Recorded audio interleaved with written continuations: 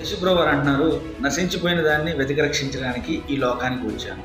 ఏమి నశించిపోయింది? ఎవరు నశించిపోయారు? ఎందుకు వచ్చారంటే ఆయన మన కోసమే, ఆయన మన కోసం వచ్చాడు. ఎందుకంటే పాపంతో చచ్చిన వారమై ఉన్న మనం, లోకంలోకి వెళ్ళిపోయిన మనల్ని ఆయన రక్తంతో మనల్ని కడిగి పరిశుద్ధులుగాను, నిర్దోషులుగాను, యాజకులుగాను చేశాడు. ఆయన మనల్ని నూతన స్వభావం అంటే new creation, old has gone, new has come, అంటే మనం నూతన స్వభావం, నూతన క్రియేషన్. అయితే యేసుప్రభు వారు ఆయన శిలువ మరణం పొందేటప్పుడు, మరి ఆయన లోకంలోకి వచ్చినప్పుడు ఆయన ఎన్ని నిందలు, ఎన్ని అవమానాలు ఆయన ఉమ్మివేయబడ్డాడు. శిలువ మరణం పొందే వరకు, శిలువ వేసేంత వరకు కూడా ఆయన స్వభావాన్ని కోల్పోలేదు, ఆయన విధేయతను కోల్పోలేదు, ఆయన క్యారెక్టర్ని, ఆయన గుణగణాలని కోల్పోలేదు.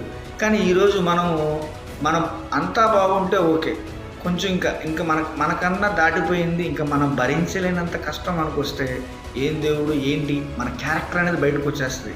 ఏదైతే మూసుకుపోయిందో అది బయటకు వస్తుంది. కానీ యేసుప్రభు వారు దేవుడై ఉండి, దేవుడితో సమానమై ఉండి, ఆయన వల్ల సృష్టి పుట్టింది, ఆయనే కారణ జన్ముడు.